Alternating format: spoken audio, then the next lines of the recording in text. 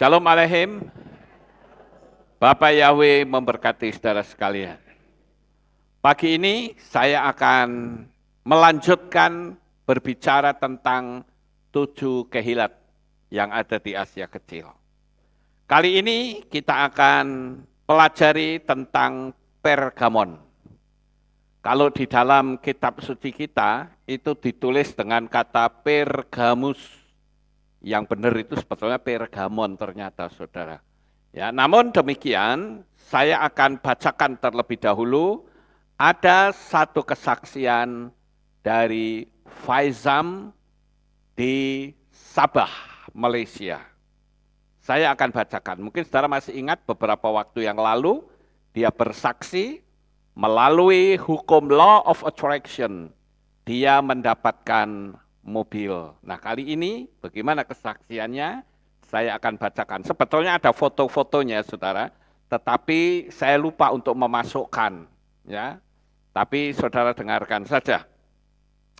Shalom Papi, saya ingin membuat kesaksian tentang kasih dan berkat Bapak Yahweh yang sangat melimpah dalam kehidupan saya dan keluarga saya. Kesaksian saya seperti ini, Pi. Tidak lama selepas saya membuat kesaksian ke Papi dan Papi upload di YouTube, Bapak Yahweh terus memberkati saya dengan rumah yang baru. Saya beli bukan satu ya Pi, tapi 2 buah rumah. Dapat saya beli untuk orang tua saya.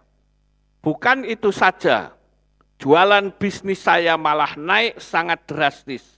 Haleluya. Bapak Yahweh sangat baik di saat dunia ditakut-takutkan dengan keadaan ekonomi, tapi hal sebaliknya yang terjadi pada anak-anak Bapak Yahweh hidup penuh dengan berkat dan mujizat. Nah, ini saya berhenti sejenak, saudara.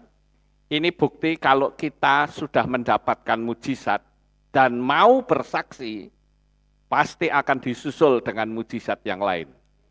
Karena alam semesta, hukum sistemiknya Bapak Yahweh yang dikenal dengan law of attraction atau hukum daya tarik menarik, itu akan juga merespon saudara, bahwa engkau adalah orang yang tahu berterima kasih.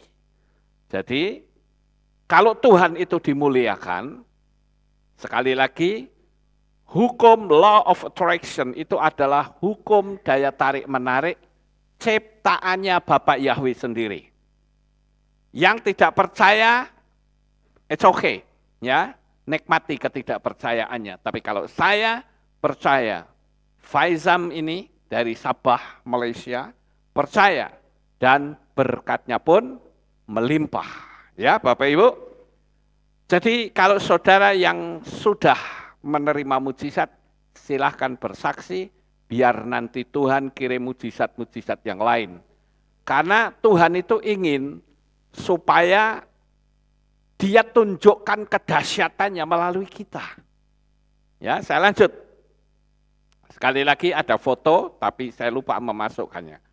Saya bersyukur dapat punya Elohim yang dahsyat, yang sudah mengangkat kehidupan saya sampai tahap ini. Dari seorang yang dulunya hampir menyerah untuk hidup, namun Tuhan ubah dalam segala kedahsyatannya untuk berada di tahap ini. Dan saya yakin bahwa kedepannya lagi pasti lebih banyak mujizat-mujizat akan saya raih. Ucapan terima kasih saya juga untuk Papi Lukas dalam pengajaran yang disampaikan dan dukungan doa serta motivasi bagi kami. Bapak Yahweh memberkati berlimpah-limpah dan memberikan kesehatan yang sempurna untuk Papi Lukas dan keluarga. Amin.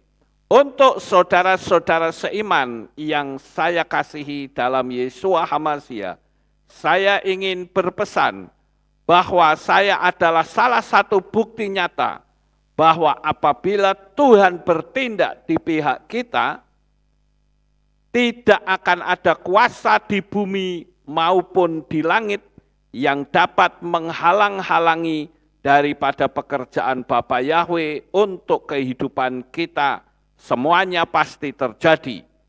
Oleh itu, terus kejar impian dan cita-cita kamu, dan terus berjalan bersama Tuhan sampai kedatangan Tuhan yang kedua kalinya untuk menjemput kita para mempelainya. Amin.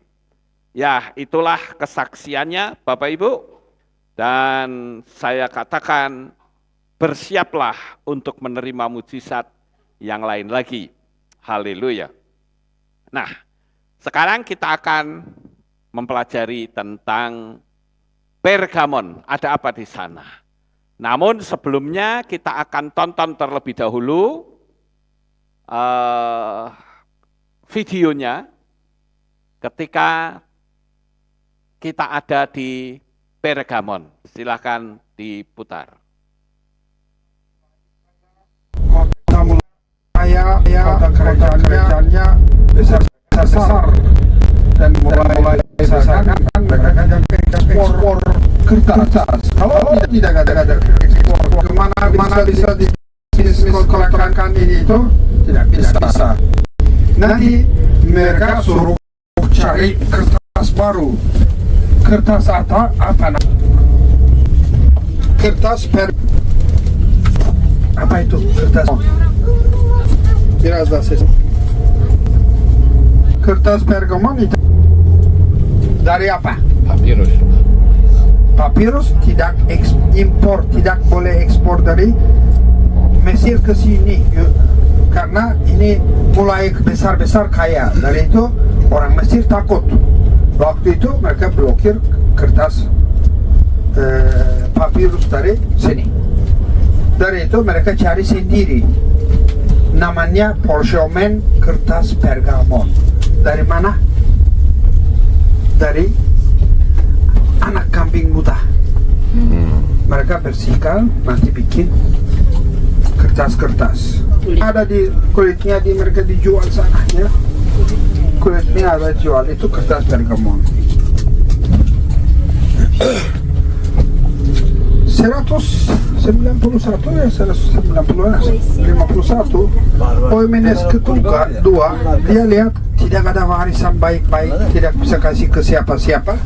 Dia bilang, kota Roma tolong di negara Roma ambil negara saya kontrol. Dia dipindahkan ke Roma. Itunya tolong kita turun, kita lanjut di bawah ya. Ya, saudara, saat ini kita ada di kota Pergamon. Kalau di kitab suci itu nulisnya Pergamus. Itu sebetulnya salah. Yang betul adalah Pergamon. 80 liradan alın. 2 tanesi yani 80 80 160 150 lira verin 2 tane. Böyle böyle. Alın hangini isterseniz.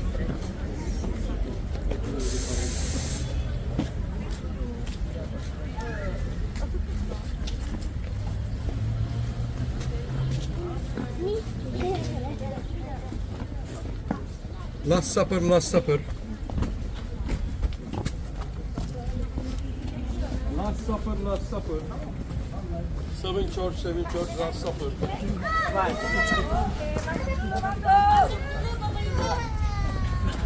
Apa itu?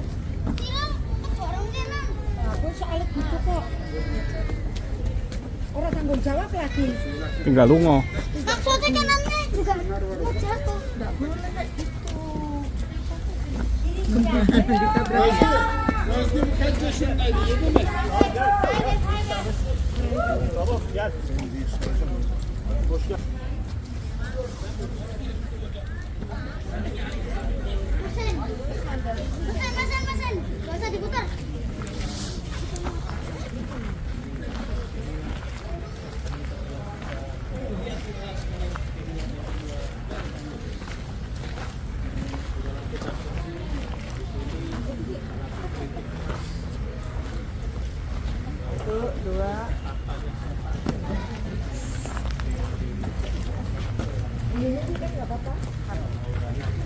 Saya cek ya yang lain.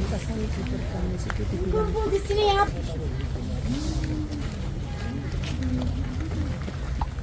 tadi lo satu. Iya, pelan-pelan ya sayang. Ya, enggak perlu nangis juga. Tuh dia tadi. Wah, dia tuh nangis. Jadi kasih ini nih, diem dia. Dari siapa? Dari siapa? Dari aduh kasih siapa ini?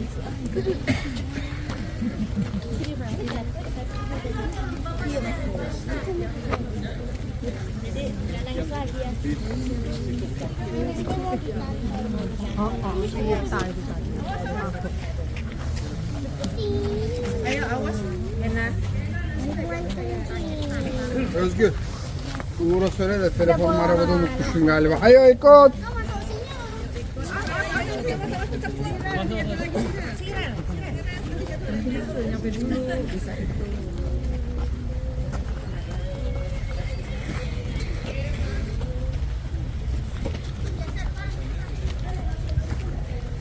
Tamam buldum. Özgür.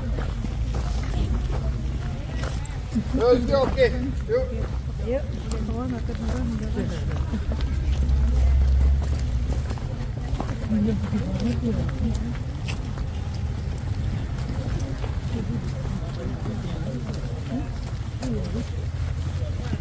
Mungkin langsung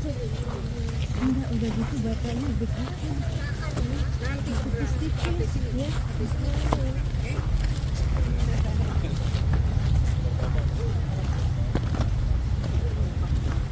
Aku dari kemana nih? Itu udah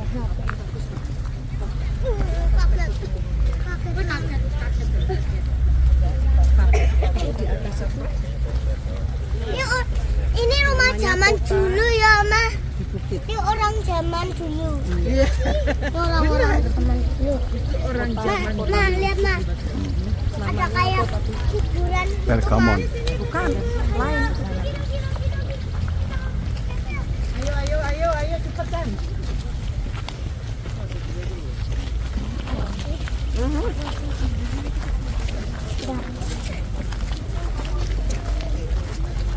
Ayo beri.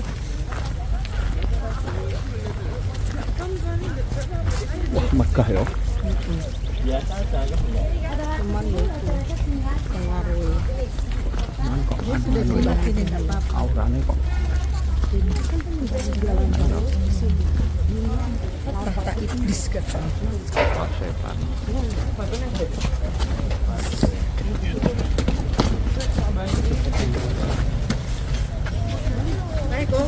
Iya. Pergamon.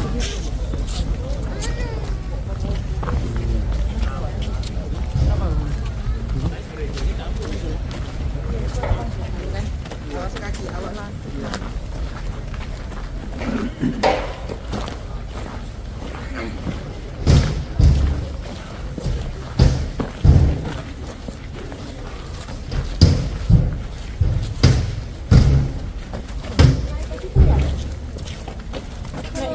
Ya.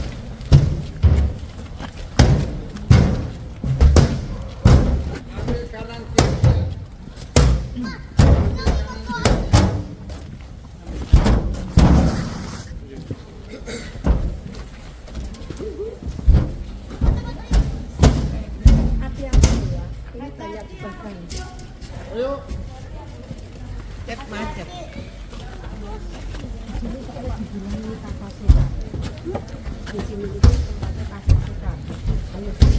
Tadi sebagian bikin karena mama.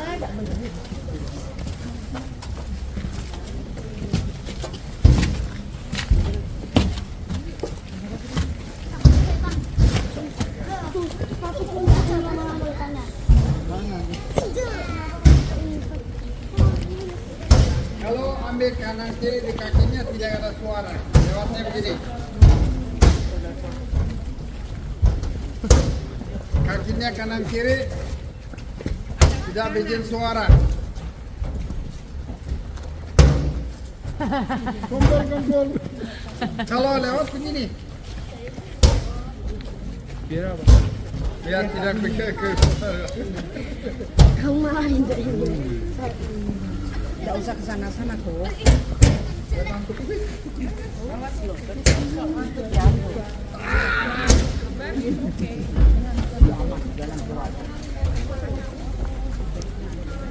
Pintunya besar-besar dan sama bronze-nya ya. Tolong copyright.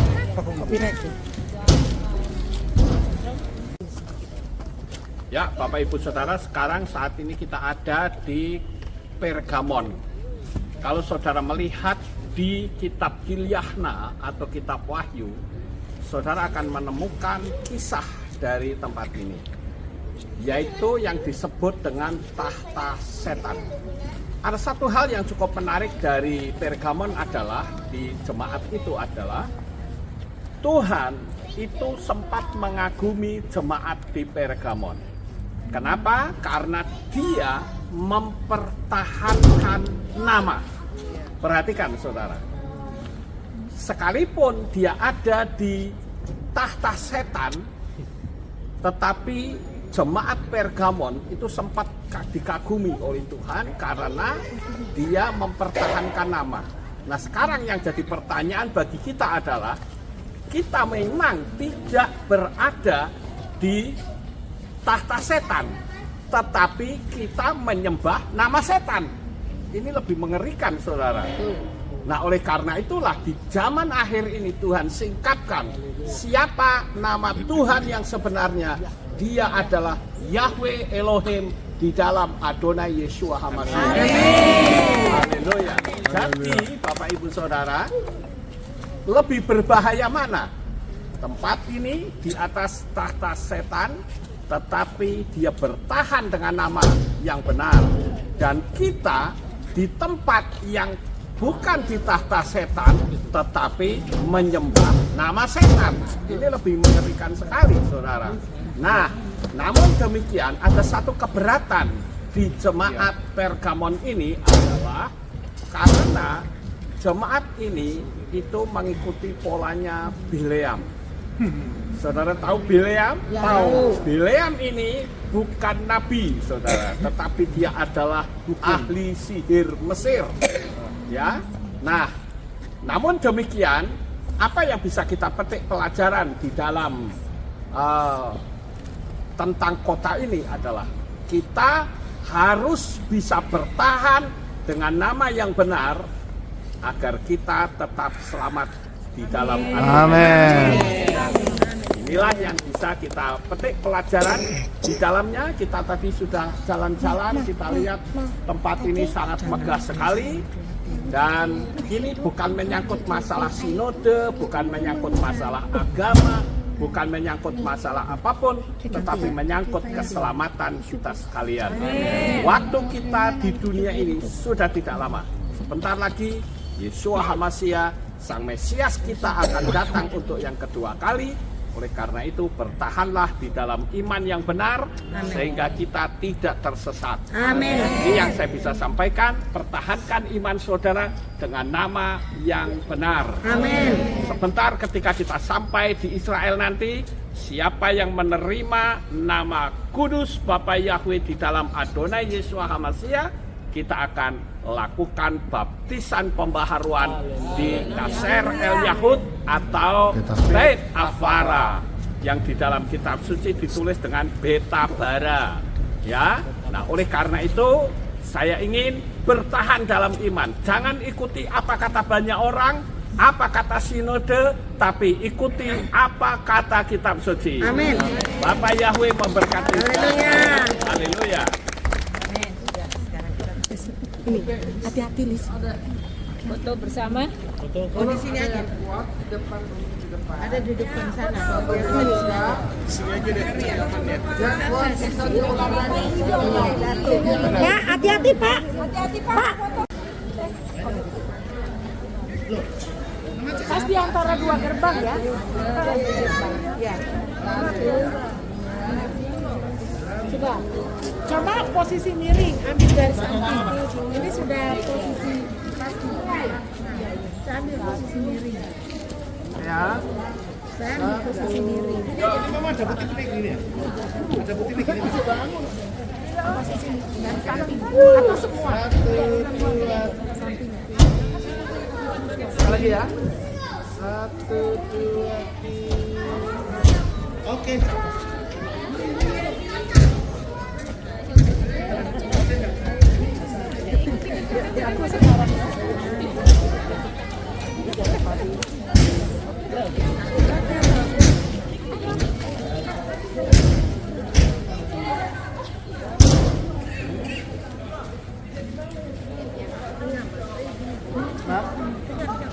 Dagingnya begini kok tuh. Ya, sini aja jangan sini aja. Kok ada lubangnya di belakang sana. Sini tuh nggak betul.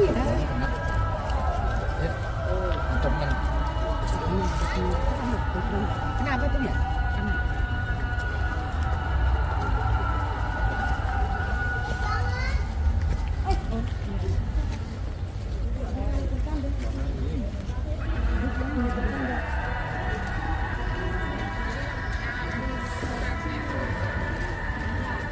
Oh masih teman, gitu.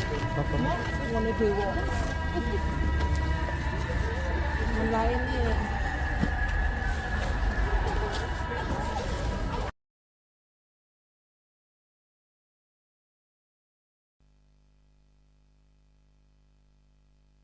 Sampai di situ dulu, saudara-saudara. Itulah Pergamon dan kita akan baca kitab suci kita.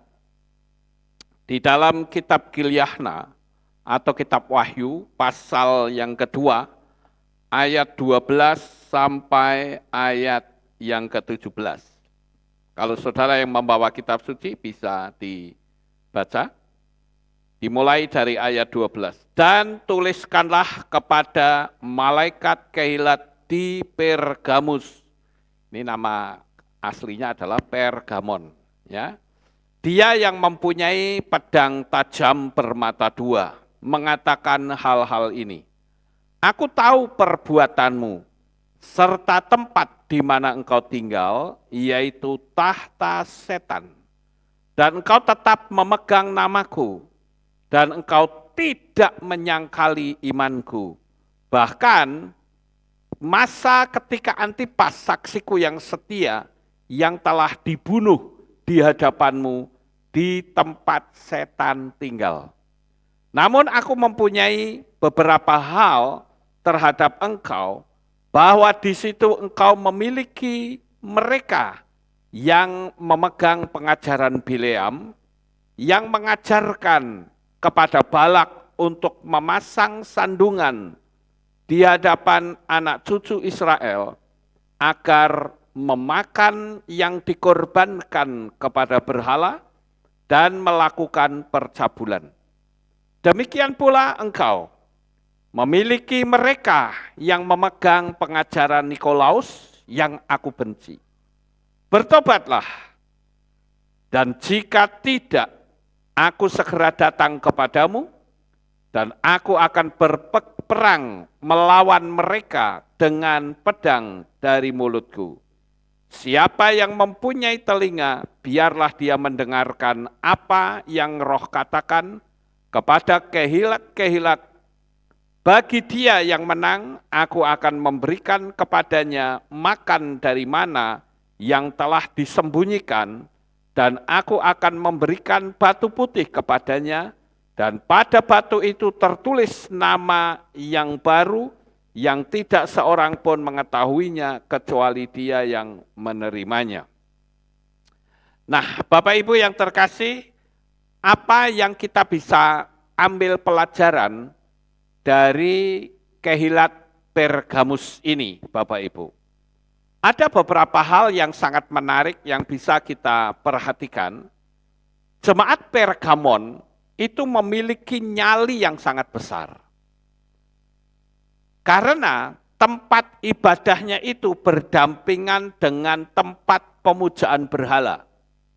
Namun kalau saudara baca di ayat 13, ini sangat menarik. Saya baca ulang. Aku tahu perbuatanmu, serta tempat di mana engkau tinggal, yaitu tahta setan. Dan engkau tetap memegang namaku. Sekali lagi, dan engkau tetap memegang namaku, dan tidak menyangkali imanku. Bahkan pada masa ketika Antipas saksiku yang setia, telah dibunuh di hadapanmu di tempat setan tinggal.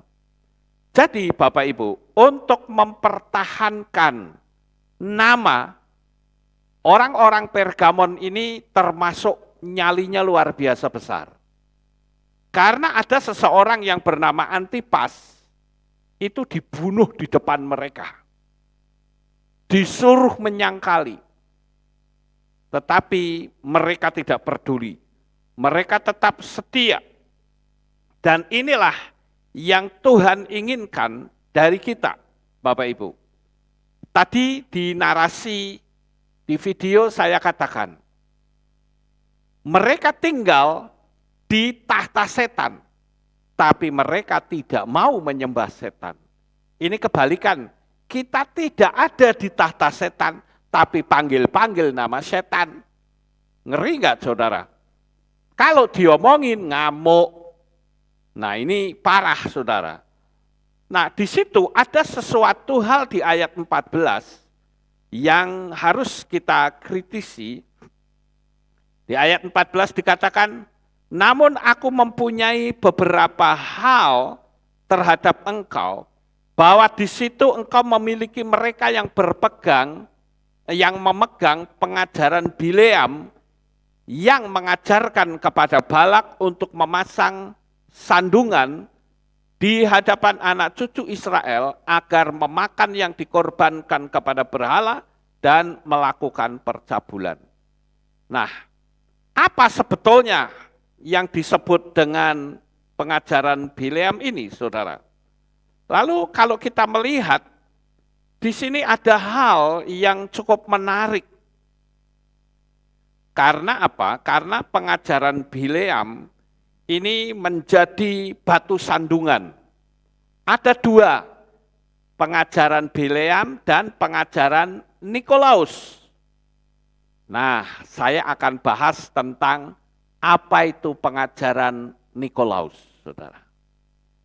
Kalau kita perhatikan, Nikolaus itu tercatat, nama itu ya, tercatat di antara bilangan orang-orang yang penuh Roh Kudus. Di dalam kitab Maaseslihim atau Kisah Para Rasul, ada Nikolaus, kemudian Nikanor, ya ada, saudara bisa lihat di kitab Kisah Para Rasul. Ya. Saya akan coba untuk tunjukkan kepada saudara. Nikolaus. Nah ini di Kisah Rasul pasal 6 ayat 5 atau Maaseslihim dikatakan demikian. Dan firman itu memuaskan di hadapan segenap kumpulan orang itu. Dan mereka memilih Stefanus, seorang yang penuh iman dan Roh Kudus, dan Filipus, Prokorus, Nikanor, dan Timon, dan Parmenas, dan Nikolaus, seorang proselit dari Antiokhia. Nah, memang ada banyak orang yang sempat bertanya-tanya, apakah Nikolaus yang ada di Kisah Rasul ini adalah sama dengan Nikolaus yang ada di kitab Wahyu. Terlepas dari sama atau tidaknya, bagi kita tidak penting. Cuman yang terpenting adalah apa yang diajarkan tentang Nikolaus ini. Nah, saya coba untuk menggali Bapak Ibu. Apa sebetulnya pengajaran Nikolaus ini? Dan ternyata Nikolaus ini mengajarkan tentang mentolerir antara budaya, tradisi, kebiasaan paganisme. Nikolaus ini mengajarkannya dengan berkata, kita ibadah kepada Yesua dan kita mempraktekkan tradisi praktek budaya paganisme, it's okay, no problem, nggak apa-apa, yang penting ibadah. Ya, itu sebabnya dia disebut sebagai penyesat di kitab Gilyahna atau kitab Wahyu, pasal 2 ayat yang ke-6. Jadi kata mentolerir kepercayaan itu sama saja dengan kita mengikuti pengajaran Nikolaus. Pertanyaan saya kepada saudara, saudara paham atau tidak? Ya, saya ingin kita berinteraksi, Bapak Ibu. Nah, kalau kita perhatikan ya, kita masih ingat tentang kemarahan Yesua. Jadi saya menggarisbawahi kata mentolerir, memix, jadi hybrid, saudara, bercampur. Sekarang ada nggak yang campur-campur, saudara? Banyak. Campur-campur, ya, karena malu, apalagi kalau di Magelang ini, saudara, itu pasti harus ngelawan gengsi. Kalau misalkan ada gereja di Magelang yang berani panggil Yahweh, dia pasti harus ngelawan gengsi. Gengsinya apa? Nah, ikut-ikut Alef Tau kan? Nah, mesti gitu gengsinya, saudara. Tapi kalau orang mau cari keselamatan, dia akan berkata, aku tidak peduli apa yang diomongin Alef Tau, yang aku peduli, aku ikutin kitab suci. Sampai di sini paham? Jadi, kata mentolerir ini padahal kata mentolerir yang diajarkan oleh Nikolaus itu percampuran antara pengajaran pola Ibrani dengan pola yang ada di luar, di mix, dicampur. Nah, saya akan coba untuk membandingkan yang bukan dicampur, tapi hanya diplesetkan. Itu saja Yesua marah loh. Kita lihat di kitab Yohanan pasal 2, ayat 13 sampai ayat 16. Dikatakan demikian, Yohanan atau Yohanes 2 ayat 13 sampai 16. Dan Paskah orang-orang Yahudi sudah dekat. Dan Yesua naik ke Yerusalem. Dan di bait suci dia mendapati orang-orang yang sedang berjualan lembu dan domba dan merpati. Juga penukar-penukar uang yang sedang duduk. Dan dengan membuat cambuk dari tali temali, dia mengusir semuanya dari bait suci itu. Baik domba-domba maupun lembu-lembu. Dan dia menumpahkan keping-keping uang para penukar uang dan menjungkir balikkan meja-mejanya. Dan terhadap mereka yang berjualan burung merpati dia berkata, singkirkanlah hal-hal ini dari sini. Janganlah menjadikan rumah Bapakku sebagai rumah perdagangan.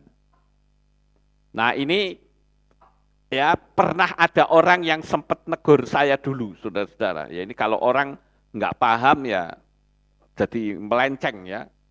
Begini, loh Pak Lukas, kok di kehilatnya Pak Lukas kok ada orang jualan di depan? Nggak boleh loh Pak, itu kitab suci yang ngomong katanya. Coba baca itu di kitab Yohanan. Ya, Yesus saja ngamuk loh, itu ada orang jualan. Nah, sekarang saya akan terangkan, saudara. Karena ketidaktahuan ini, sehingga jadi orang menafsir-nafsir. Orang jualan kantin di Kehilat nggak boleh. Alasannya, Yesua juga ngusir orang jualan. Itu artinya apa? Diderambah uyah tanpa tahu apa yang sesungguhnya. Jadi begini Bapak Ibu, saya perlu kasih tahu. Orang-orang Yahudi pada masa itu, pada masa zaman Yesua dan sebelumnya, setiap kali mereka mendekati Pesah, maka mereka akan melakukan korban penebusan dosa. Sampai di sini paham? Jadi orang kalau berdosa, kalau dianggap dosanya ringan, ya dia harus bayar pakai burung merpati. Yang dosanya agak sedikit memberatkan ya kambing atau domba. Ya. Apalagi kalau orangnya itu kaya, ya dia harus bayar pakai lembu. Nah, untuk bisa membayar atau menebuskan dosa itu, maka dia harus mencari dengan klasifikasi yang telah ditetapkan oleh Torah. Dan untuk mencari seperti itu, susahnya minta ampun. Akibat dari susahnya mencari binatang sebagai korban dosa, atau yang dikenal dengan makhlib atau replacement victim, yang dikatakan itu korban pengganti, ya, itu nggak mudah, saudara. Dan orang Yahudi itu kan taat dengan Torah. Kalau sampai dia tidak bisa menemukan, berarti mereka harus menebusnya di tahun depan, dan itu beratnya minta ampun. Sehingga orang berpikir, wah ternyata kalau bikin dosa, enaknya enggak seberapa, tetapi penebusannya cukup berat. Orang melakukan perbuatan dosa, cuman sebentar, tetapi bayarnya itu cukup berat. Contoh misalnya orang mencuri kan sebentar. Iya toh? Orang berzina sebentar. Orang merampok sebentar. Tapi untuk membayarnya itu cukup mahal. Nah, lalu Bapak Ibu, kita tahu bahwa ahli Taurat dan orang Farisi itu ada hubungan yang sekarang itu disebut kayak nepotisme gitu. Pedagang-pedagang itu ngomong sama imam-imam dan ahli Taurat. Bagaimana kalau kita kerjasama, kita bikin bisnis. Saya tak jualan binatang yang seperti ditulis dalam kitab Torah. Jadi orang kalau melakukan dosa nggak perlu cari binatang kangelan, kesuwen. Jadi cukup bisa membeli di bait suci. Menurut saudara praktis atau tidak? Oh, sangat praktis, saudara. Sangat praktis.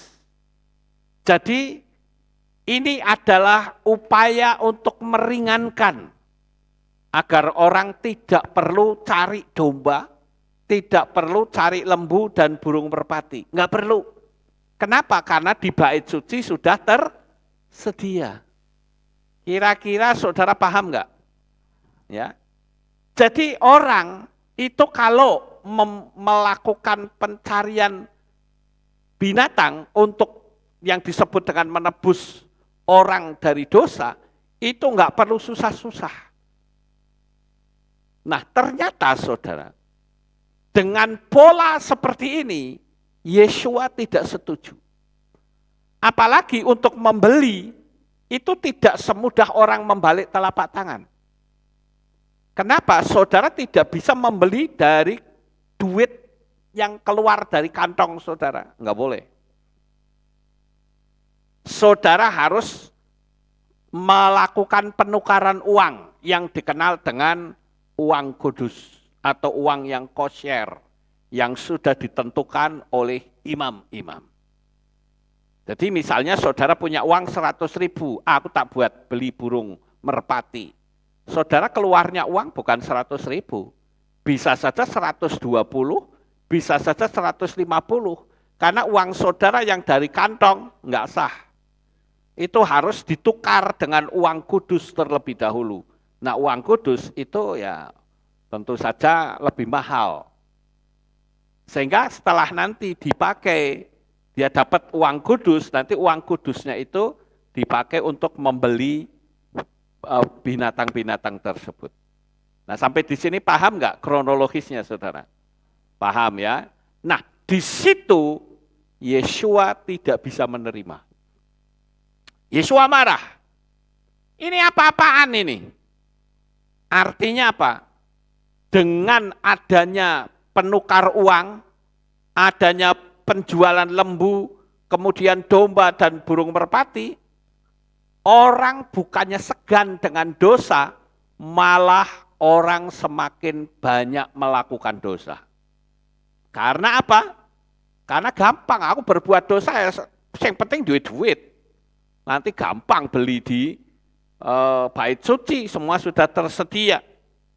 Nah itu sebabnya Yeshua itu marah, saudara. Itulah yang dikenal dengan Torah Hayim.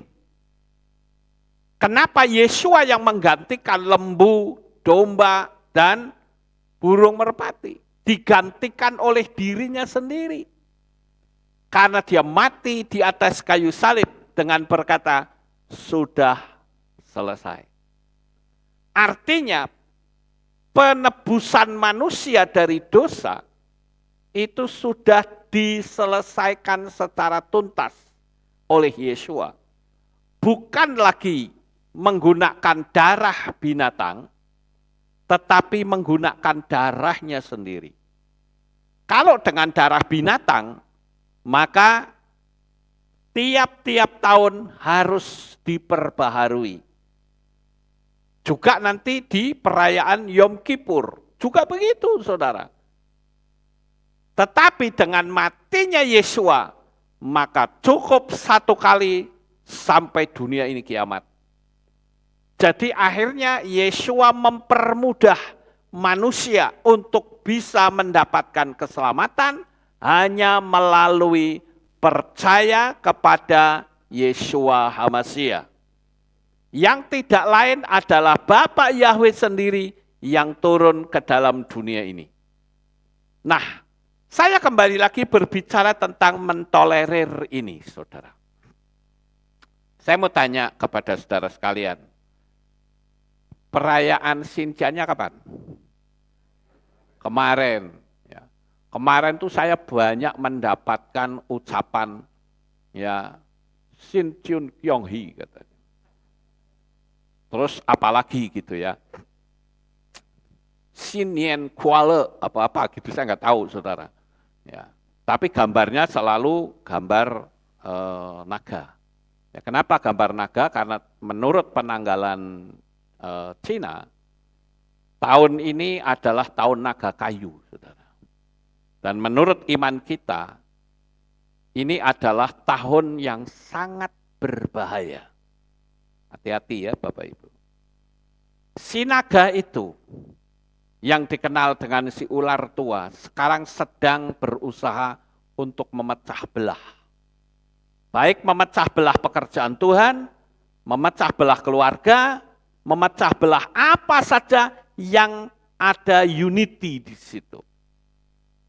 Nah, saya lalu memberitahu, saya juga ngasih tahu caranya ketika ada orang yang memberi ucapan selamat itu, ya saya katakan bahwa terima kasih ya untuk ucapan selamatnya, Bapak Yahweh memberkati.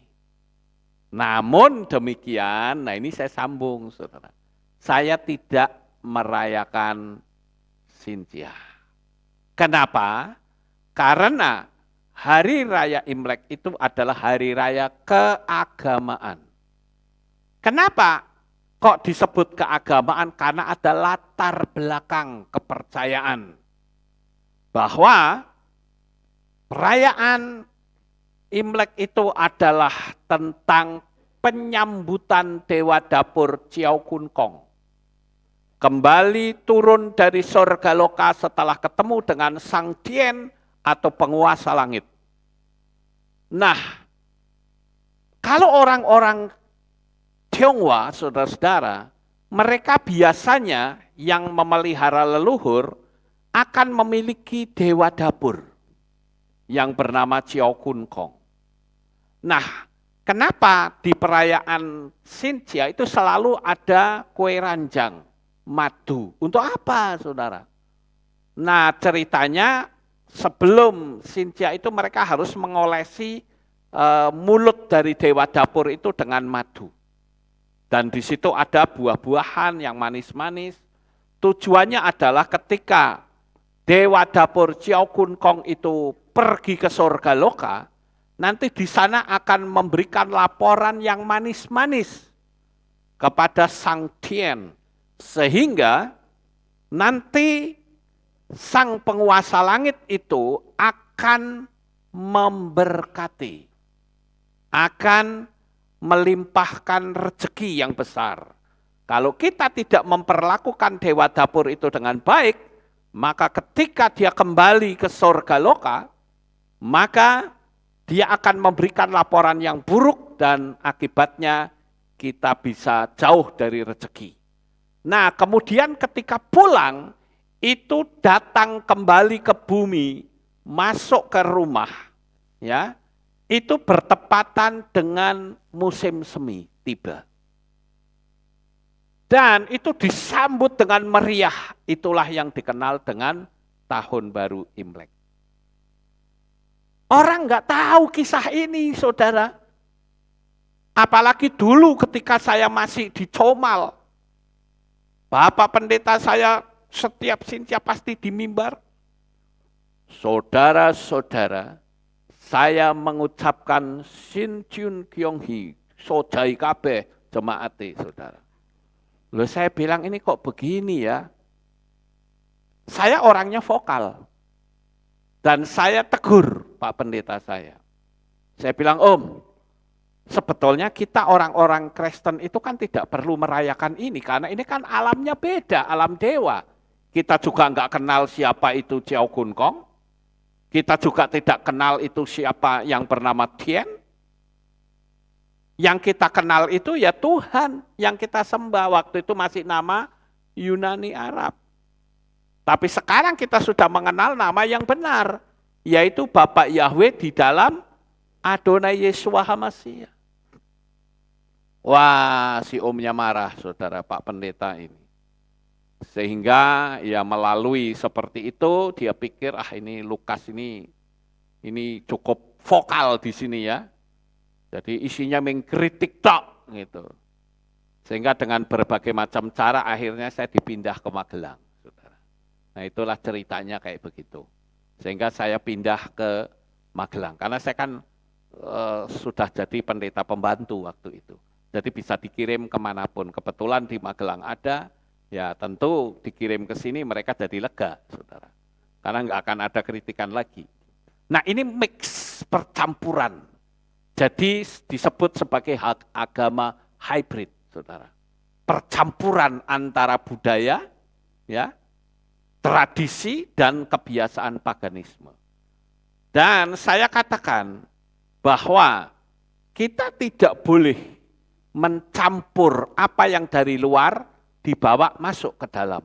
Justru seharusnya kitalah yang membawa pengajaran kita ke keluar.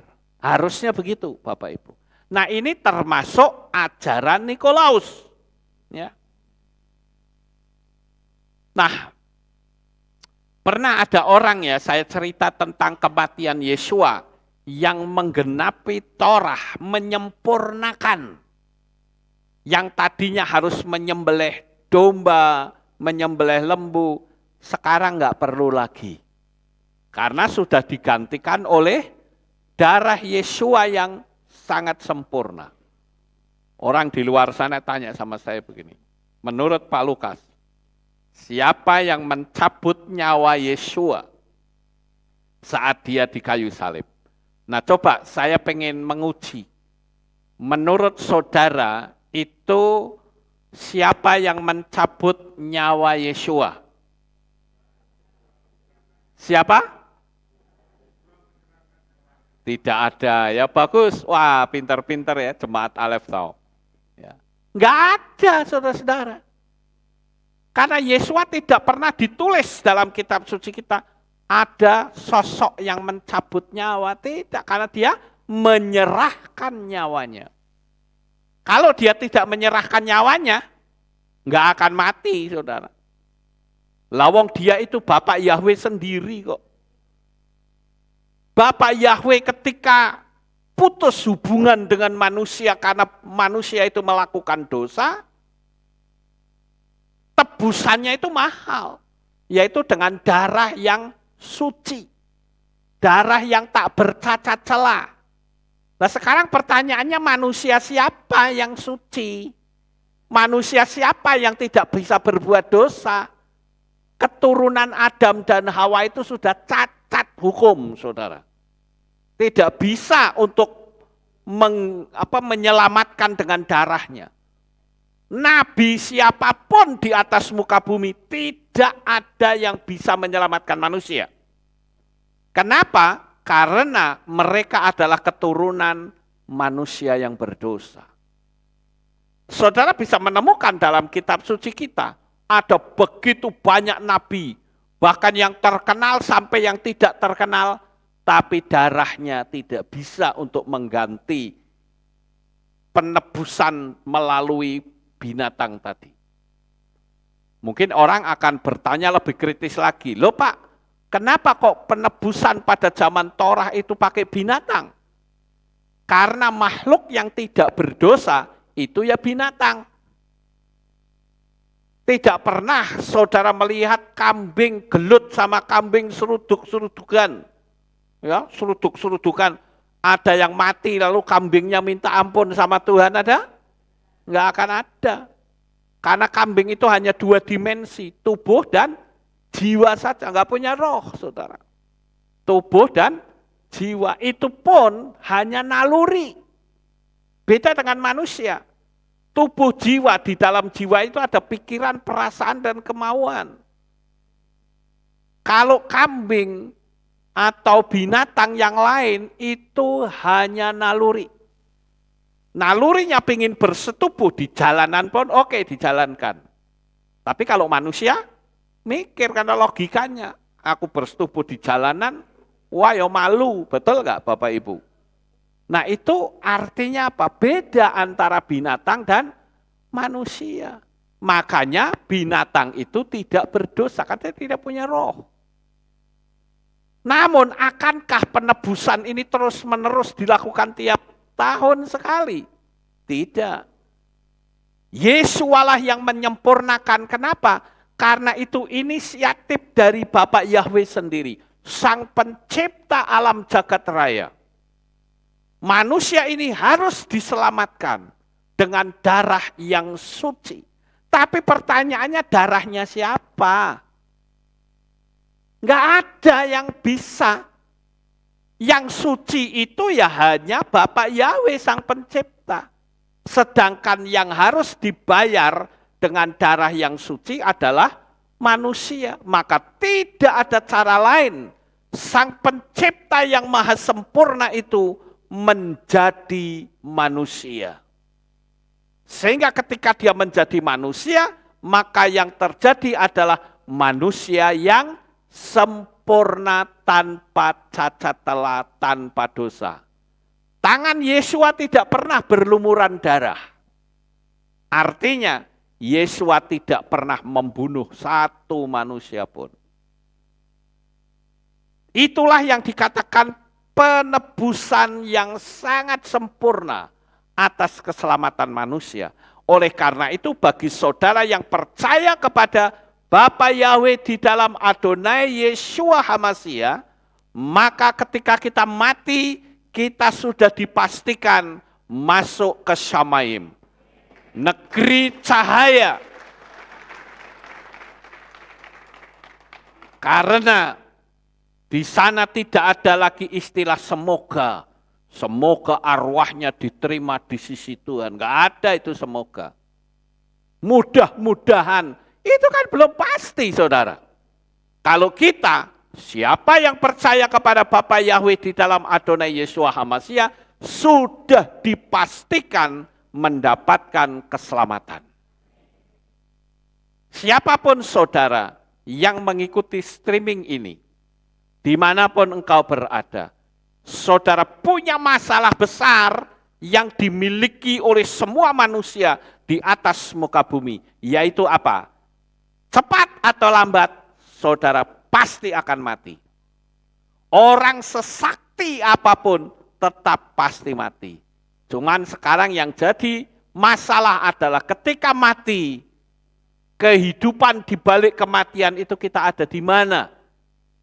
Terimalah Yeshua HaMashiach, darahnya yang kudus, dan apapun yang saudara dimeteraikan, batalkan meterai itu. Makanya kenapa kita lakukan baptisan pembaharuan? Karena waktu kita dibaptis dulu diikat dalam nama siapa? Kalau bukan nama Yahweh dan Yesua harus dibatalkan. Karena itu cacat hukum, saudara. Dan itu harus diganti, diperbaiki, diulang dengan nama yang benar. Karena firman Tuhan katakan, apa yang kau ikat di bumi akan terikat di sorga. Apa yang kau lepas di bumi akan terlepas di sorga. Nah dulu saudara diikat dalam nama siapa? Jangan sampai nanti ketika ada duduk di kursi pengadilan, spirit yang kita sembah dia bilang, Tuhan itu milik saya loh. Dia dulu dibaptis diikat dalam nama saya. Piye saudara? Paling Tuhan bilang, oh benar kamu dibaptis dalam nama dia. Iya habis gimana Pak Pendeta, saya melarang saya begini macam-macam. Ya sudah, kan pilihanmu dirimu sendiri. Maka saya katakan, kalau engkau belum dibaptis pembaharuan, segera, saudara. Waktu hidup kita tidak lama. Saudara bisa mati nanti malam. Bahkan seperti saya pun bisa mati sebentar, saya selesai turun mati juga bisa. Tapi kapanpun saya mati, mau mati besok, mau mati lusa, mau mati 10 tahun, tetap juga mati dan saya sudah dipastikan mendapatkan jaminan keselamatan dari Bapa Yahweh. Paham Bapak Ibu? Oleh karena itu kembali ke masalah Nikolaus, jangan mencampur. Karena kalau sampai mencampur itu salah. Segera minta ampun, mumpung masih ada kesempatan. Peristiwa kemarin itu, si copet bikin orang gugur imannya. Pendeta-pendeta bahkan mendukung ada gerejanya yang dipakai untuk ya mereka lakukan. Saudara tahu enggak? Saya tunjukkan beberapa hal. Saya sempat bertanya. Saudara tahu 666? Semua orang tahu, percayaan lain juga tahu, saudara. Itu adalah kalau dari agama lain menyebutnya angka Dajjal. Ya. Itu angka manusia dan angka setan itu 666. Saudara. Tahukah saudara kata chip? Chip itu kalau dihitung, ya saya punya beberapa fotonya tapi saya lupa nggak dimasukin. Kata chip itu singkatan dari Cell Hybrid Internet Protocol. Itu chip. Dan COVID-19, saya katakan ini adalah penipuan, pembunuhan besar-besaran dengan menggunakan virus, ya, yang sebetulnya itu adalah dibuat oleh si mata satu. Saya berharap tidak di-take down. COVID-19 itu adalah singkatan dari Certification of Vaccination Identification by Artificial Intelligence. Dan kalau dihitung 666. Kok enggak 665 saja? Kok enggak 667 saja? Kenapa jumlahnya 666? Tuhan sudah memberitahu terlebih dahulu di dalam kitab Gilyahna. Kalau tidak salah di pasal 13. Ya. Tanda bilangan binatang itu, orang tidak bisa membeli dan menjual. Kemarin terjadi atau tidak? Terjadi. Itu baru simulasi, saudara. Si pembuatnya itu sudah ngomong, enggak lama lagi. Akan ada yang benar-benar. Saudara tidak bisa lagi beli sertifikat VC itu. Tidak bisa. Kecuali Itu keluaran dari WHO, World Health Organization. Dan semua bandara sekarang sudah dipersiapkan robot-robot dengan wajah yang sangar. Mereka langsung bisa mendeteksi Anda punya visi atau tidak. Yang pertama itu yang dikenal dengan chip digital tracking. Orang tidak tahu. Saya sudah tahu jauh sebelum peristiwa itu. Chip digital tracking, saudara. Saya tanya pendeta, apa itu? Nggak ngerti, kasihan banget saudara. Titelnya panjang, tapi minim data. Saya terang-terangan ngomong begitu, karena rada gemes terus terang saya. Ini yang penting saudara. Jangan sampai kita gagal dalam iman. Makanya apa? Saya berikan banyak pengetahuan-pengetahuan agar kita tidak gaptek. Gaptek tahu? Gagap teknologi, saudara. Saya memang tidak sekolah komputer, tapi saya bisa komputer. Kenapa? Karena saya mau belajar. Saya ingin jemaat Aleph Tauhid menjadi jemaat yang pinter-pinter. Sehingga kalau ada orang ngomong di luar, saya harus ngerti. Saya bahkan tanya, ada seorang pendeta yang ngomong sama saya begini, Pak ini kok ada peristiwa-peristiwa alam di langit, ada begini-begini. Saya cuma ketawa aja, yuk tahu nggak? Nggak tahu. Kasihan banget saudara. Itu adalah ciptaan dari mesin HARP. Mesinnya ada di Alaska. Jemaat Aleph tahu? Tahu, pinter-pinter saudara. Ya. Nah itu sebabnya saya katakan, kita sebagai anak-anak Bapak Yahweh itu harus pinter.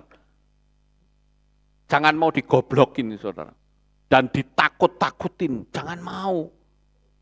Karena Bapak Yahweh itu adalah Tuhan yang dahsyat. Nah ini tadi bicara tentang COVID ya. Kenapa 19? Tahu 19? 19 itu singkatan dari Artificial Intelligence. Huruf A, itu 1. I itu 9. Artificial Intelligence. Artinya kecerdasan buatan, sudah diprogram. Loh yang ngomong ini gawe loh saudara. Yang bicara itu yang bikin sendiri. 3-5 tahun akan bekerja dengan sempurna. Makanya ada orang yang sehat, badannya gede, tahu-tahu mabrok. Ya, pindah alam. Saudara. Ya karena begitu. Terus kalimat vaccination, hitung jumlahnya 666. Kenapa bukan 665? Kenapa bukan 667? Kenapa jumlahnya harus persis seperti yang kitab suci tulis? Karena Tuhan sudah merwarning, saudara. Kita sebagai orang yang beriman, kita harus tunjukkan. Dulu saya kan dihujat orang habis-habisan, saudara. Ada yang bilang, tangkap itu LS ini, wah. Akhirnya yang ngomong bungkam karena menantunya mati karena VC. Saudara. Makanya saya bilang, banyak belajar supaya pinter. Saudara. Jangan ikut anut gerubyuk. Dan sekarang faktanya, semua sudah terjadi. Itu baru simulasi loh saudara. Makanya saya katakan kita itu tujuannya sampai masa rapture saja. Setelah rapture Anda mau apa? Keluargamu banyak yang hilang, yang rapture. Dan ketika saudara sudah ketinggalan, saudara mau kejar tuh Pak Pendeta yang bohongin. Ya dia akan bilang, ya aku juga ya nggak tahu. Mau apa saudara? Dan nanti akan ngumpul sebuah pengumuman. Muncul sebuah pengumuman. Bagi saudara yang tidak mengikuti aturan dari si mata 1, Saya berharap saudara pahamlah omongan saya. Maka semua keuangan saudara akan disita oleh mereka. Saudara punya rumah sebagus apapun, saudara dianggap teroris dan harus keluar dari rumah. Saudara mau lari kemana? Ke gunung?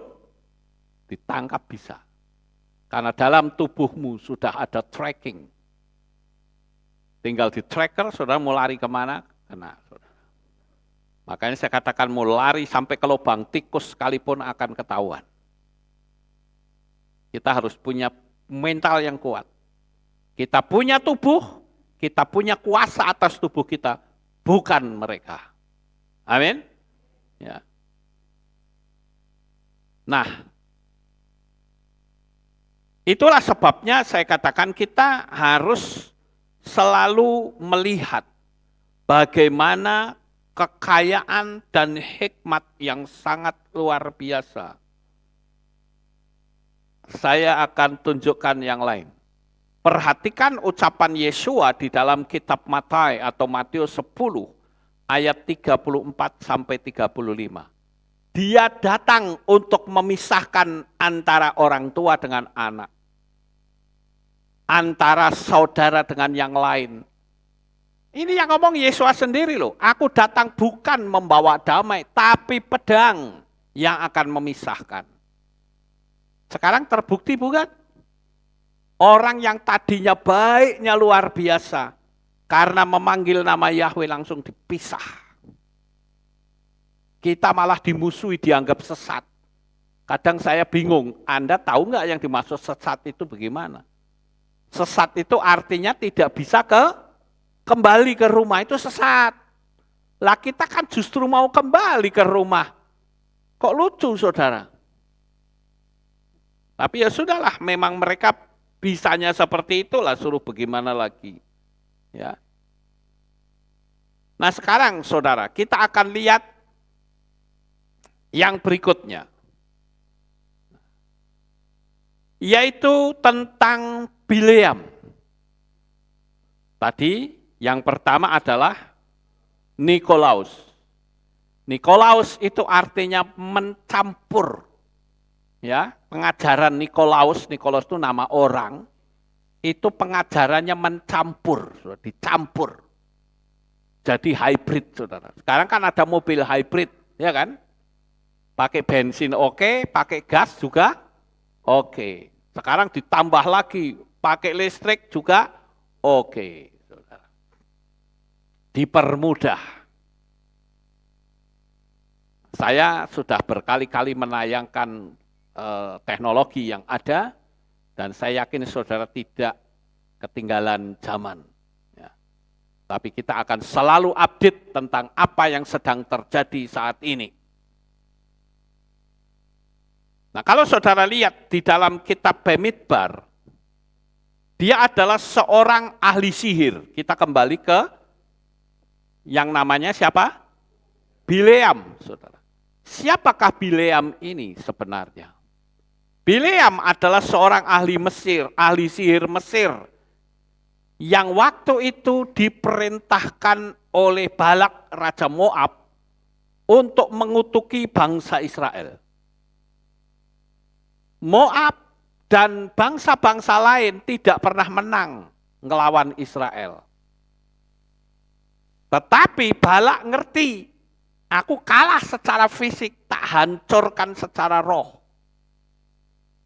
Sehingga Balak ngomong sama Bileam, kamu pergi dong ke bukit, tak kasih duit.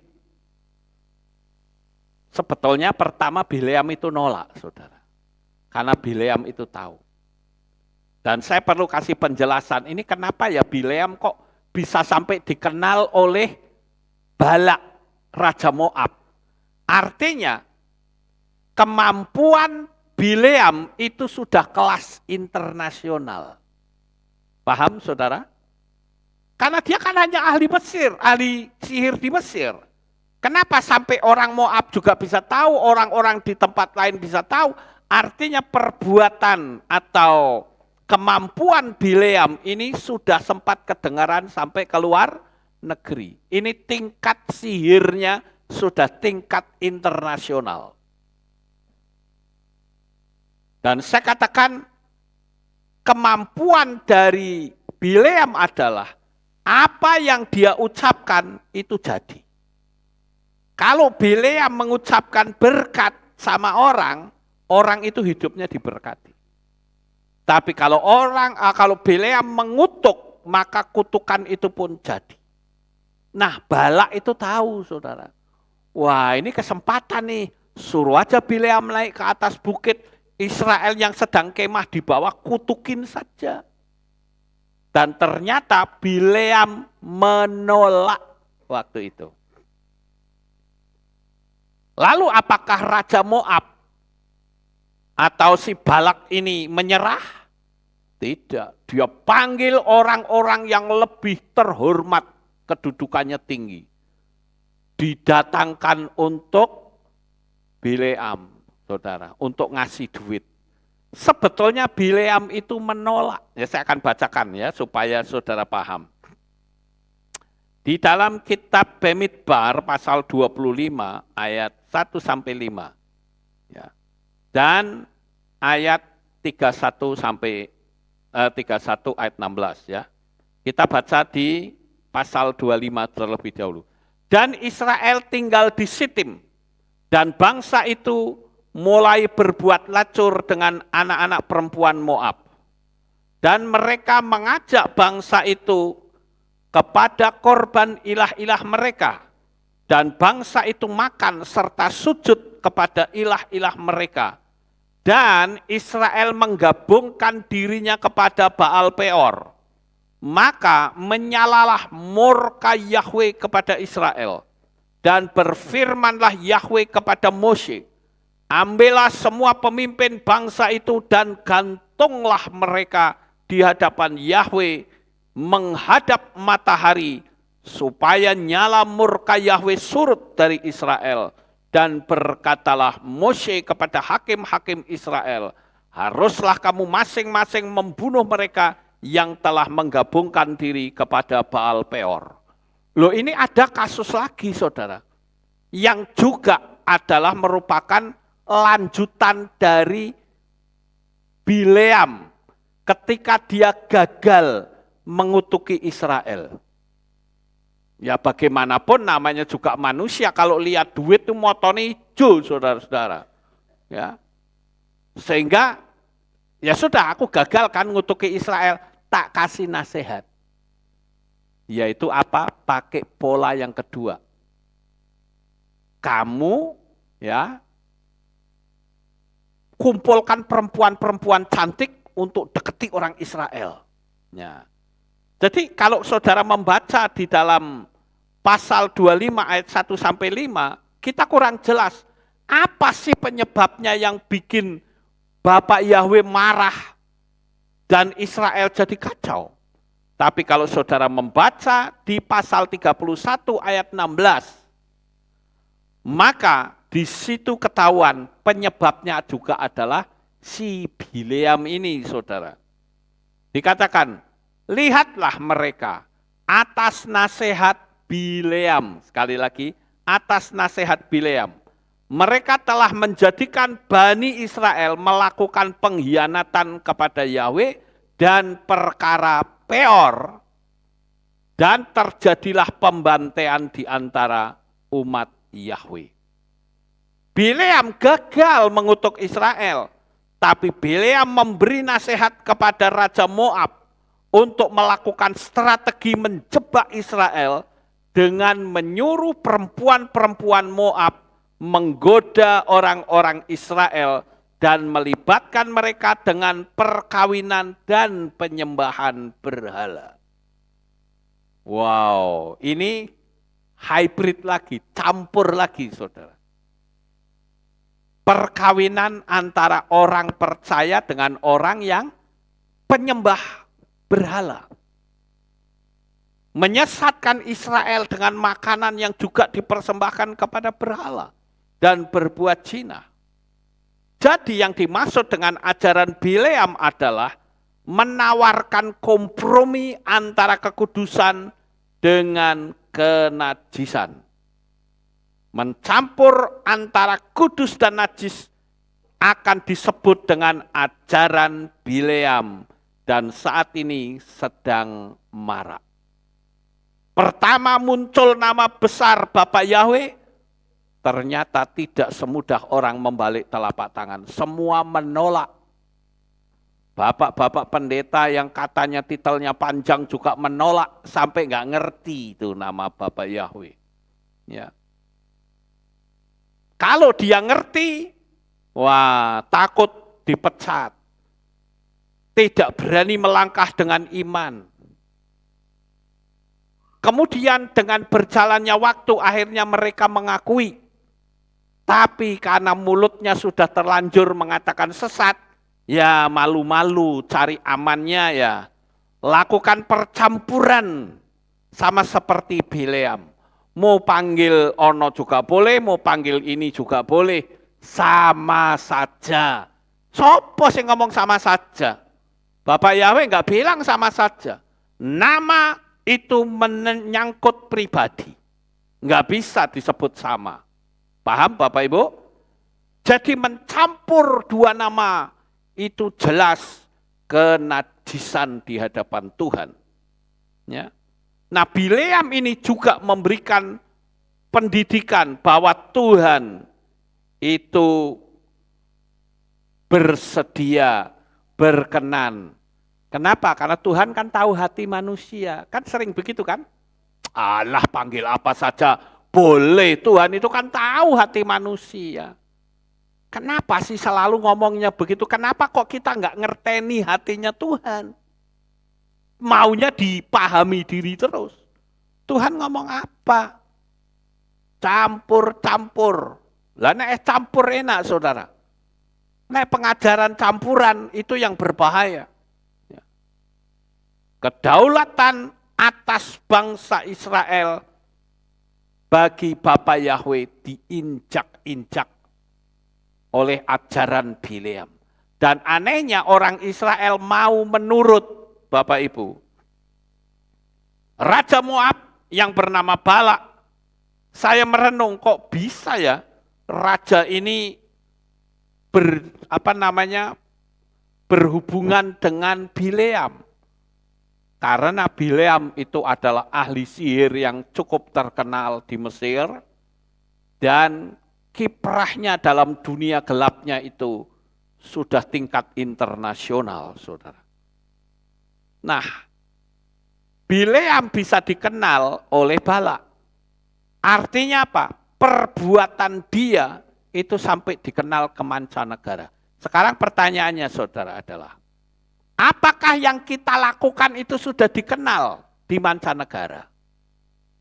Saya bersyukur dengan adanya channel YouTube, maka kehilat kita dikenal sampai mancanegara. Amin, Bapak Ibu. Itu kan sama seperti si Bileam tadi. Cuman bedanya Bileam itu dalam dunia gelap, kita ada dalam dunia terang. Dan banyak sekali orang-orang yang tadinya tidak pernah mengenal Bapak Yahweh, sekarang dia mau terima Bapak Yahweh. Artinya Tuhan berkenan untuk memakai saudara semua untuk bisa memasyurkan namanya. Paham Bapak Ibu? Nah, kalau saudara terkenal di mana-mana, sekarang yang menjadi pertanyaannya adalah, Anda ini terkenal ahli apa? Ahli bertengkar? Bisa nggak terkenal? Bisa. Orang debat-debat itu kan bertengkar, saudara. Yuk kita bertengkar yuk, temanya apa? Kan gitu. Maka saya nggak mau bertengkar, saudara. Ajak debat-debat, saya nggak mau. Bukan saya tidak menguasai materi. Tidak, karena saya tidak ingin nama Bapak Yahweh dicemarkan untuk pertengkaran. Contoh misalnya, kalau saya kenalan sama orang, kenalin nama saya Lukas Sutrisno. Engko sik tak pelajaran nih, nama Lukas ki asalnya dari mana? Kok bisa namamu Lukas ki piye? Gini saudara, betul enggak? Ya. Kalau tidak kenalkan nama saya Lukas, ya sudah, oke, namaku ini, sebut. Jadi kita langsung kenal. Saya kenalkan namanya Yahweh. Nanti dulu, pelajari dulu, iki piye, saudara. Dikenalkan nama asli kok malahan seperti itu. Jadi saya katakan, saudara ini terkenal di dunia ini, terkenal apanya? Bileam terkenal ahli sihirnya. Saudara terkenal apanya? Bertengkarnya, terkenal pinter menafsirkan mimpi, terkenal ahli matematika, terkenal ahli bikin kerajinan, terkenal ahli masak, terkenal apa? Ya, apa saudara terkenal doanya? Saudara terkenal kesetiaannya kepada Bapa Yahweh. Terkenal prinsipnya yang kuat kepada Bapa Yahweh. Dan saya katakan kalau engkau sudah terkenal seperti itu, engkau bukan saja terkenal di bumi ini, tetapi juga namamu dikenal di Shamayim. Amin. Ya boleh beri tepuk tangan, haleluya. Jadi, lakukan yang terbaik untuk Bapa Yahweh. Sehingga kita tidak saja terkenal di dunia, tetapi juga terkenal di Shamayim. Ya. Nah, saya katakan Bileam ini juga termasuk hebat. Kenapa? Karena Bileam pernah berbincang-bincang dengan Bapak Yahweh, saudara. Saya akan coba untuk bacakan kepada saudara, yaitu di kitab Bemidbar atau kitab Bilangan, pasal 22 ayat 8 sampai ayat 20. Saya akan bacakan, perhatikan bahwa Bileam yang adalah ahli sihir saja bisa berdialog dengan Bapak Yahweh. Dan saya katakan, inilah bukti bahwa Bapak Yahweh itu tidak membeda-bedakan antara orang Goyim maupun Israel. Faktanya sekarang justru terbalik, yang Israel tidak kenal nama Yahweh, yang orang luar malah kenal. Coba saja saudara tanya, oh di sana tidak boleh panggil Yahweh katanya. Siapa bilang? Kita di sana waktu yang lalu menyanyi di dekat Yerusalem itu, di tembok Yerusalem itu. Di gerbang apa lupa saya. Yang nyanyinya itu Tehalelia, ya. Kol Haneshama Tehalelia. Terus di situ dikatakan, ku memuji nama Yahweh, dibanterke. Malah ada orang-orang Yahudi yang ikut nyoting, saudara. Nama Yahweh semakin terkenal di tempatnya sendiri. Amin? Ya. Ngapain kita takut? Lawang kitab suci yang nulis kok. Nggak usah takut sama manusia, saudara. Saya bacakan. Bemidbar atau Bilangan 22 ayat 8 sampai 20. Dan berkatalah dia kepada mereka, tinggallah di sini pada malam ini dan aku akan membawa kembali perkataan seperti yang Yahweh katakan kepadaku, dan para pemuka Moab tinggal dengan Bileam.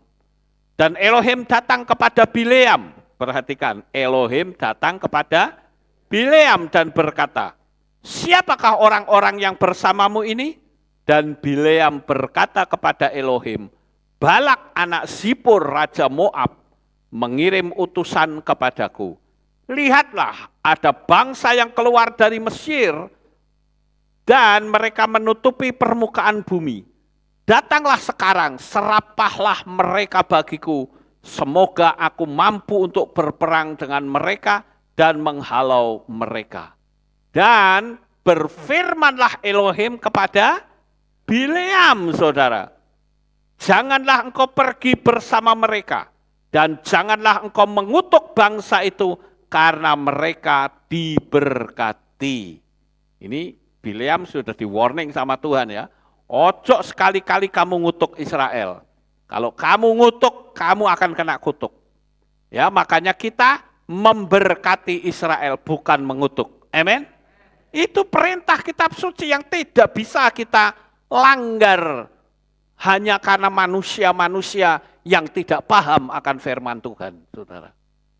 Sekarang banyak sekali itu gereja-gereja yang ikut ngutukin Israel, tapi kami tidak. Kami memberkati Israel. Ya. Ayat 13, bangunlah Bileam pada pagi hari dan berkata kepada pemuka-pemuka Balak, pergilah ke negerimu, karena Yahweh menolak mengizinkan aku untuk pergi bersamamu.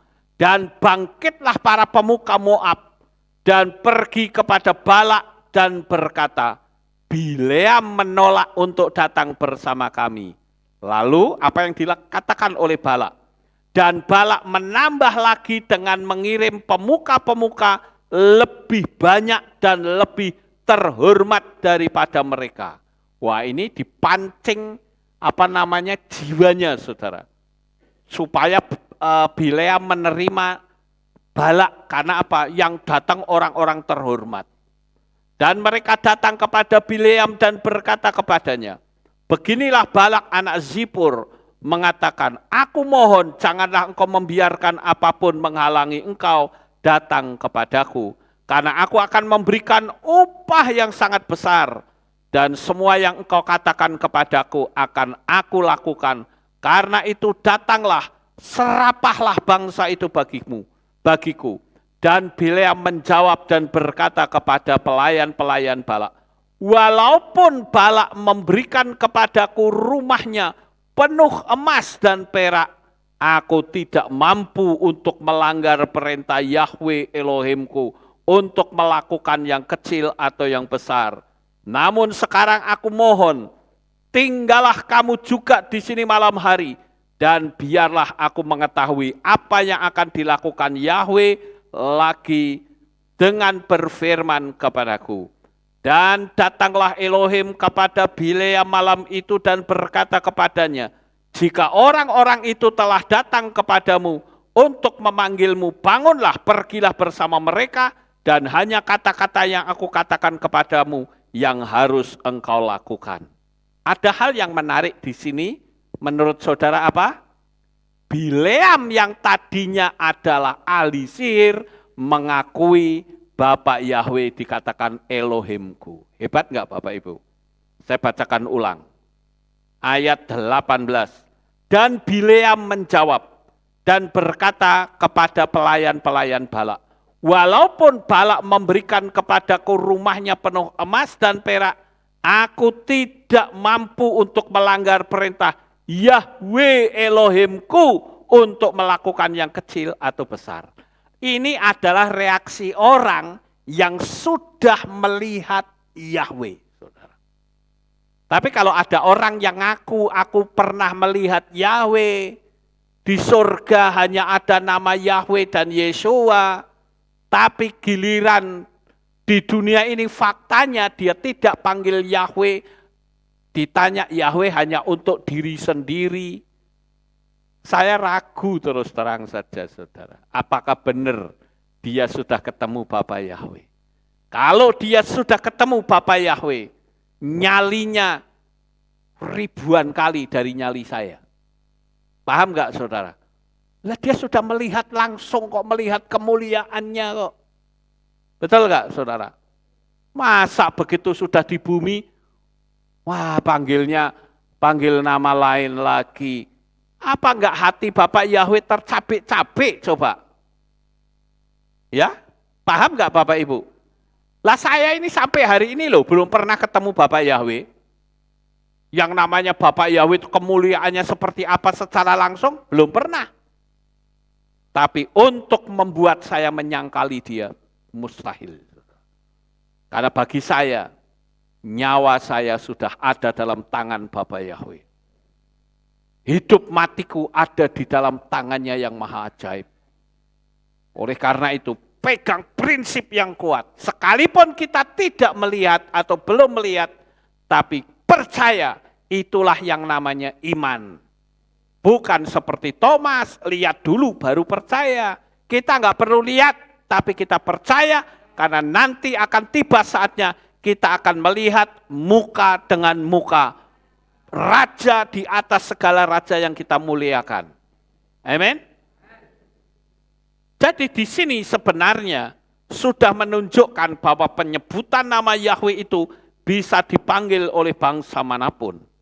Perhatikan bagaimana bala ini mempengaruhi Bileam dengan mengutus orang-orang terhormat menciptakan keseganan. Legenda kutukan itu nyata, saudara. Bapak Yahweh itu mengakui kalau manusia ngutuk, itu apa yang dikatakan itu jadi, saudara.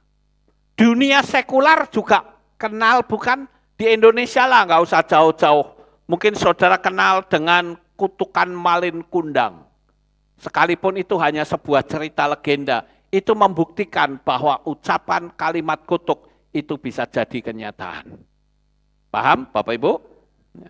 Terus ada lagi kutukan Lembu Suro di Gunung Kelut.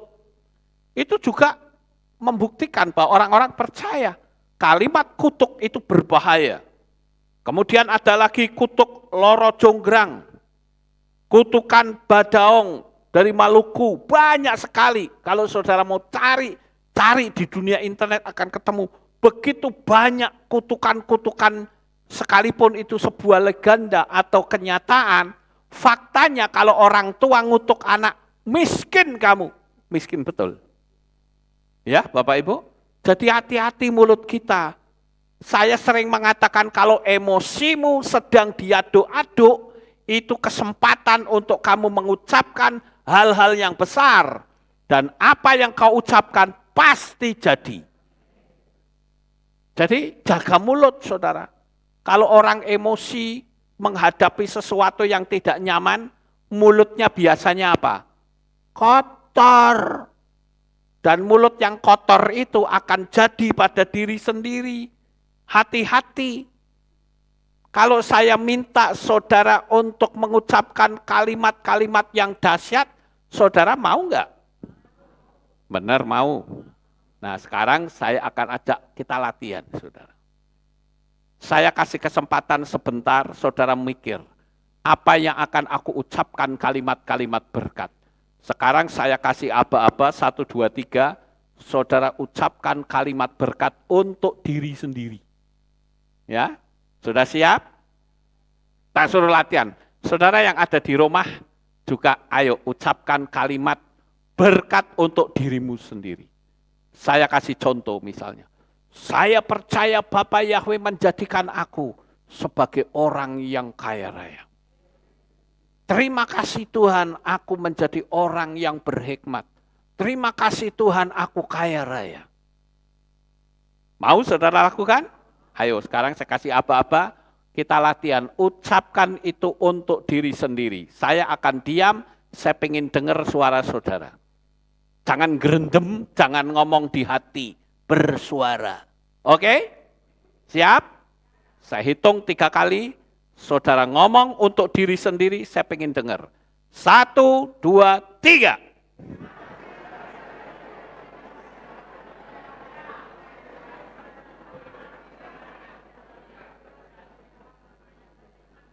Nah, itu hebat saudara. Saya mengapresiasi saudara sekalian. Bagaimana dengan Bapak Ibu yang ada di rumah? Saudara ucapkan, dan apa yang kau ucapkan pasti jadi, saudara. Haleluya.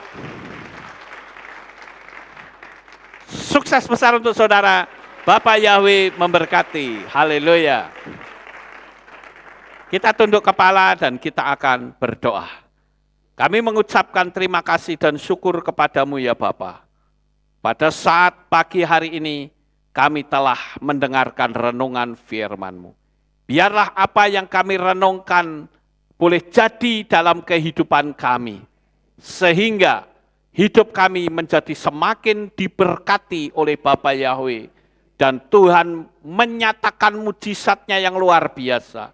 Karena kami tahu Engkau adalah Bapa Yahweh yang selalu memberkati umat-umatnya. Terima kasih Bapa, ampuni anak-anak-Mu jikalau mereka sering kali mengucapkan kalimat-kalimat yang buruk. Di dalam nama Adonai Yeshua HaMashiach, kami sudah berdoa. Amin. Haleluya. Kita akan dengar pengumuman. Shalom. Berjumpa kembali dalam Aleph Tau Update News. Berikut kami sampaikan pengumuman minggu ini. Doa bagi bangsa dan Kehilat. Mari, untuk seluruh pengurus dan pelayan di semua divisi, ikut terlibat berdoa dan puasa yang akan diadakan pada hari Senin 12 Februari 2024 pukul 6 sore di Kehilat. Puasa dimulai pada hari Minggu 11 Februari pukul 10 malam sampai dengan 12 Februari pukul 7 malam. Ketika kita merendahkan diri dengan berdoa dan berpuasa di hadapan Bapa Yahweh, Dia melihatnya dan akan menjawab seruan hati kita. Doa-doa Bapak, Ibu, Saudara-saudari besar kuasanya ketika kita sehati dan bersatu. Demikian pengumuman minggu ini. Sukses besar bagi saudara. Bapa Yahweh memberkati. Dan kita akan akhiri ibadah kita pada pagi ini. Saya mengundang jemaat Tuhan kita bangkit berdiri, kita tutup di dalam doa. Terima kasih Bapa Yahweh, selesai sudah ibadah kami. Dari awal, pertengahan, sampai pada akhirnya. Sebentar lagi anak-anak-Mu akan pulang ke rumah mereka masing-masing. Jaga, lindungi, peliharakan mereka sampai di rumah dengan selamat. Pertemukan kembali pada jam-jam ibadah mendatang di dalam ikatan tali kasih-Mu. Terima kasih ya Bapa Yahweh. Inilah doa syukur yang kami naikkan kepadamu. Di dalam nama Adonai Yeshua HaMashiach, kami sudah berdoa dan mengucap syukur. Mari kita angkat tangan kita dan kita akan menerima birkat Kohanim. Haleluya. Yevarecheka Yahweh wa yismereka.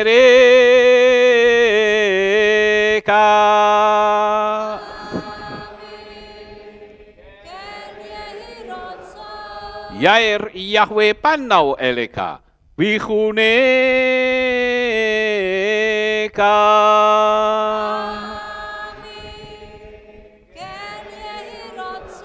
Yesa Yahweh panau eleka wa yashem lecha shalom.